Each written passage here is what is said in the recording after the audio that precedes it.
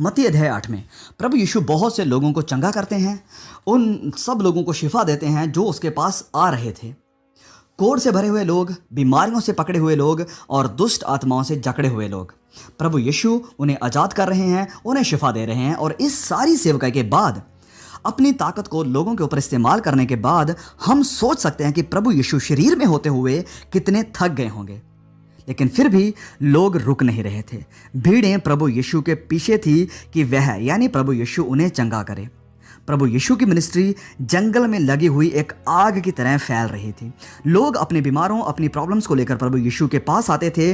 अब प्रभु यीशु भले ही डिवाइन थे, लेकिन इस संसार के अंदर वह एक शरीर में थे, और शरीर यानी बदन को आराम, रेस्ट चाहिए। और एक दिन सेवकाई करने के बाद, कई घंटों तक बीमारों को चंगाई देने के बाद, लोग उसकी तरफ फिर भी आते चले जा रहे थे। लेकिन इस समय प्रभु यीशु ने कुछ अलग किया।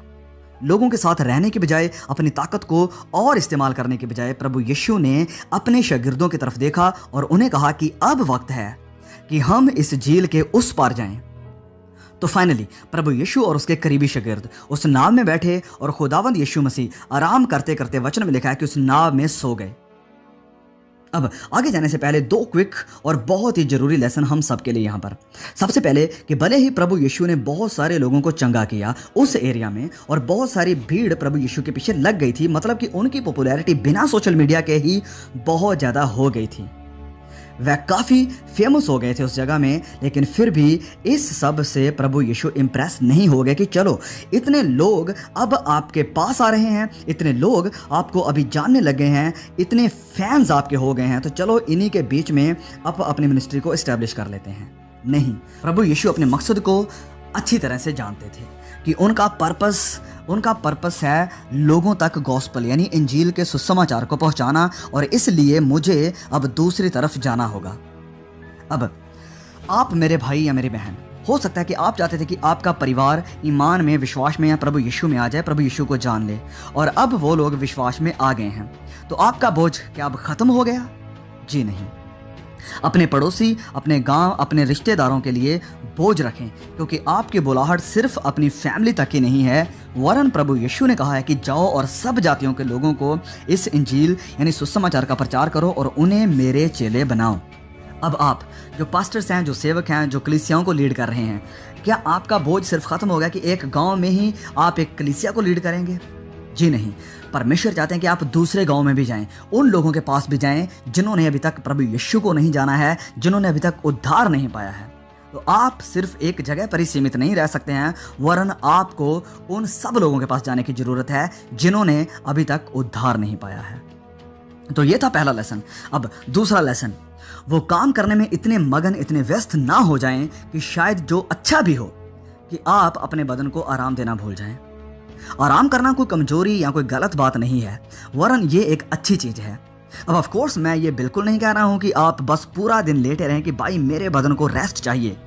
नहीं, उतना आराम तो जरूर इस शरीर को दीजिए जितना इसे चाहिए। देखिए, प्रभु यीशु ने इस चैप्टर में ये दिखाया कि लोगों के लिए हाजिर होना, उन्हें चंगा करना, उनकी ज़रूरतों को पूरा करना, उनकी मदद करना बहुत सही है, ये बढ़िया काम है। लेकिन कई बार ना कहना भी सही बात है। कई बार आपको अपने शरीर को आराम देने की ज़रूरत होती है, भले ही आपको अपने आप को लोगों से दूर करना पड़े। क्यों? क्योंकि आपका बदन, आपका शरीर आपका नहीं है, ये परमेश्वर का है, ये उसका मंदिर है, ये पवित्र स्थान है, ये वो पाक जगह है जहाँ पर परमेश्वर अपने आत्मा के वसीले आपके अंदर रहता है। और जब आप इसे वैल्यू देते हैं, इसका आदर करते हैं, तो आप परमेश्वर का आदर करते हैं। तो ये था दूसरा लेसन। अब चलिए आगे बढ़ते हैं हमारी स्टोरी की तरफ। प्रभु यीशु नाव में हैं और वह आराम कर रहे हैं, और तभी एक बड़ी आंधी, एक बड़ा तूफान उस जगह पर आ जाता है। और जब यह तूफान आ जाता है तो सारे शागिर्द होशियार हो जाते हैं। वह डरे हुए हैं, घबराए हुए हैं और सोचते हैं कि ख़त्म, हम सब मरने वाले हैं। वह खौफ से भरे हुए प्रभु यीशु के पास जाते हैं और कहते हैं कि ऐ खुदावंद, हमें बचा, हम मर जाने वाले हैं। और जब हम मरकुस अध्याय 4:38 में इस अकाउंट को पढ़ते हैं तो वहां पर लिखा है कि हे गुरु, क्या तुझे चिंता नहीं है, क्या तुझे फिक्र नहीं है कि हम नाश हुए जाते हैं? अब आप में से मैं जानता हूं कि कई हमारे ऐसे भाई बहन हैं जिनका प्रभु यीशु से यही सवाल है। जिनका प्रभु यीशु को यही सवाल होगा कि प्रभु, क्या तुझे हमारी चिंता नहीं है? क्या तुझे हमारी ज़रा सी भी फिक्र नहीं है कि हम नाश हुए जाते हैं? हमारी ज़िंदगी में कैसे तूफान उठ रहे हैं, कैसी मुसीबतें हैं हमारे आसपास में, हम घिरे हुए हैं परेशानियों से, कई प्रकार की आंधियों से। तो प्रभु यीशु के शागिर्द भी अगर हम यहाँ पर देखें तो तूफानों को, आंधियों को देखकर घबराए हुए हैं। वह फिक्रमंद हैं, चिंता में हैं, परेशान हैं। और देखिए प्रभु यीशु उन्हें क्या कहते हैं। आयत 26 में जब हम पढ़ते हैं तो यहाँ पर लिखा है, प्रभु यीशु कहते हैं, हे अल्पविश्वासियों, यानी हे कम ईमान वालों, क्यों डरते हो, क्यों घबराते हो, क्यों परेशान होते हो? फिर प्रभु यीशु उठते हैं और हवाओं और पानियों को डांटते हैं और हवा तूफानों में अमन यानी बड़ी शांति हो जाती है। और जो लोग उस नाव में, उस बेड़ी में प्रभु यीशु के साथ बैठे हुए थे, वह कहते हैं कि ये किस तरह के आदमी है कि हवा और पानी सब इसका हुक्म मानते हैं। तो पवित्र बाइबल में ये सारी घटनाएं, ये सारे इवेंट्स रिकॉर्ड इसलिए किए गए हैं कि हम इनसे कुछ सीख सकें। तो इस घटना में, इस स्टोरी में सबसे पहला लेसन जो हमें सीखने को मिलता है वह ये है कि हमारी कॉलिंग सिर्फ एक पर्टिकुलर जगह या फैमिली की ही नहीं है।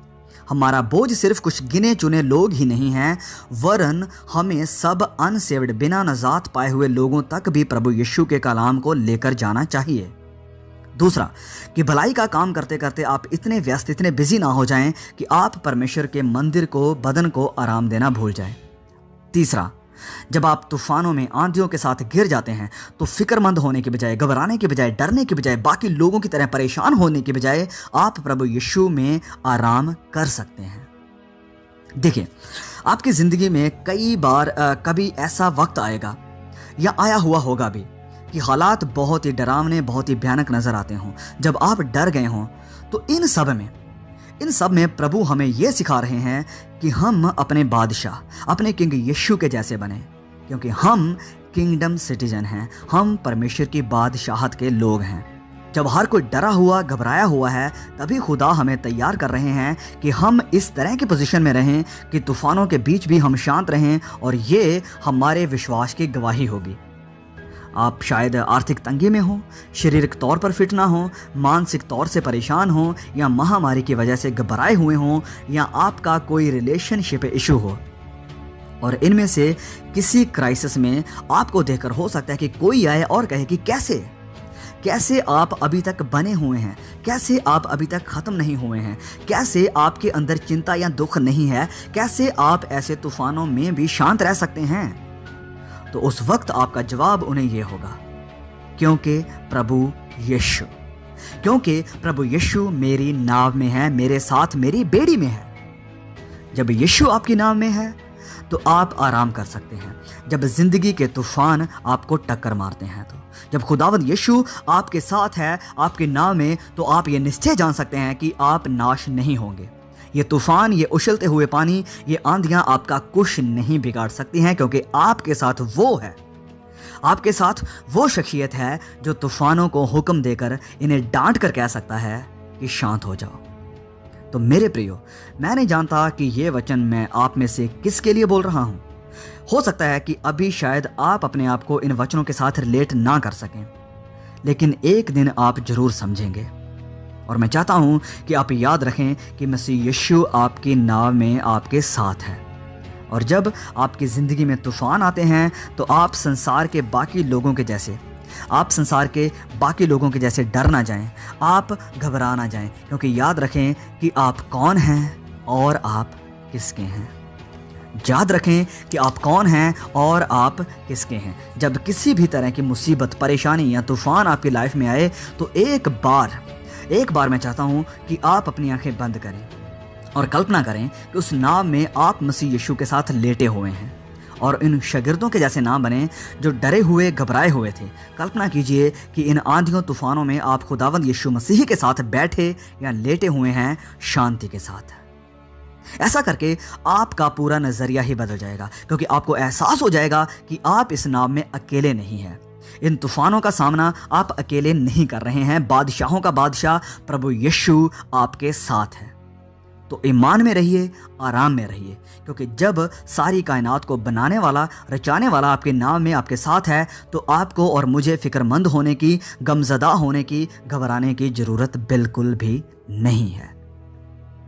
एक और बात जो मैं यहाँ पर कहना चाहता हूँ कि कुछ कमेंटेटर्स हैं जो ये कहते हैं कि प्रभु यीशु को पता था कि यह तूफ़ान आने वाला है या यह तूफ़ान आएगा, लेकिन इस बात ने उसे नाव में चढ़ने से नहीं रोका। क्यों? क्योंकि उसे पता था कि उनकी मृत्यु, उनका अंत ऐसे नहीं होगा। उसे पता था कि मेरे आने का मकसद क्या है, उसे पता था कि मेरा फ्यूचर क्या है। तो जब आप भी अपनी ज़िंदगी में खुदा के मकसद को जानते हैं, और मोस्ट इम्पॉर्टेंटली जब आप अपने फ्यूचर को जानते हैं, तो आप इन टेम्पोरेरी तूफ़ानों में अमन के साथ रह सकते हैं और अपने खुदा के वचनों को याद कर सकते हैं, क्योंकि वह कहता है यिर्मयाह अध्याय 29 वर्ष 11 में कि जो कल्पनाएं मैं तुम्हारे विषय करता हूँ उन्हें मैं जानता हूँ, वह हानि ही की नहीं है वरन कुशल ही की हैं, और अंत में तुम्हारी आशा पूरी करूँगा। तो ये हमारी हिंदी में या हमारी लोकल लैंग्वेज में इतना स्पष्ट नहीं है, लेकिन जब हम इसे इंग्लिश में पढ़ते हैं तो ये बहुत ही स्पष्ट है। आखिरी वचन में लिखा है इंग्लिश में कि I have plans to give you hope and future, मतलब कि आपको उम्मीद और फ्यूचर देने का प्लान यानी योजना है मेरे पास। याद रखें कि खुदा परमेश्वर आपसे ये बात कह रहा है। अब इस मैसेज के साथ मैं कुछ बहुत ही महत्वपूर्ण बात यहां पर कहना चाहता हूं, ध्यान से सुनिए। In case we forget it, भले ही प्रभु यीशु हमारी जिंदगी में हो, या हमारी नाम में हो, तो इसका मतलब ये कतई नहीं है कि हार्ड टाइम्स यानी कठिन हालात हमारी ज़िंदगी में नहीं आएंगे। इस ज़िंदगी में हमें याद रखना चाहिए कि हम संसार में हैं और शरीर में हैं, और प्रभु यीशु ने कहा कि संसार में तुम्हें क्लेश होता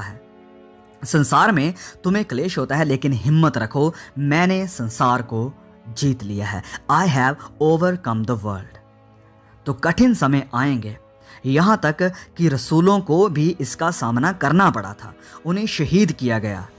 तो पॉइंट ये नहीं है कि आपकी ज़िंदगी में तूफ़ान या कठिन समय या मुश्किल हालात नहीं आएंगे, वरन पॉइंट ये है कि कठिन समय, मुश्किल हालात आपको डरा नहीं सकते हैं, आपसे आपके फ्यूचर को चुरा नहीं सकते हैं। मान लीजिए कि कोई हमें मसीह यीशु की गवाही के कारण मार रहा है या कोई महामारी हमें ख़त्म कर रही है, लेकिन क्या ये रेज़रेक्शन को मार सकते हैं? क्या ये रेज़रेक्शन को ख़त्म कर सकते हैं? बिल्कुल नहीं, कोई भी नहीं।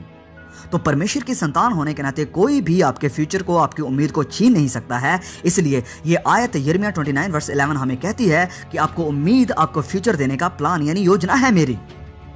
तो खुदा की बादशाहत के सिटीजन होने के नाते हमारे पास उम्मीद है, हमारे पास होप है और एक बहुत ही ब्राइट फ्यूचर है, और इस संसार की कोई भी चीज़ इसे हमसे छीन नहीं सकती है, क्योंकि वह दिन आता है कि हम महिमामय बदन को ओढ़कर खुदावंद यीशु के पास उठा लिए जाएंगे, और प्रभु यीशु हमारी आंखों से हर आंसू पोंछ डालेंगे, और वो हमें एक ताज, एक क्राउन देंगे, और हम सदा खुदावंद यीशु के साथ रहेंगे, जहाँ ना रोना होगा, ना गमगीन होना होगा, ना कोई दुख होगा, वरन सदा की खुशी, सदा का आनंद, सदा का आराम और सदा का अमन होगा। ये है उम्मीद, ये है हमारा असल फ्यूचर, और कोई भी या कुछ भी इसे हमसे चुरा नहीं सकता है।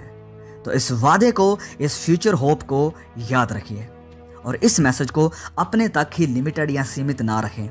प्लीज़ इसे और भी भाई बहनों के साथ, अपने चर्च मेंबर्स के साथ, अपने रिश्तेदारों, दोस्तों के साथ शेयर जरूर कीजिए।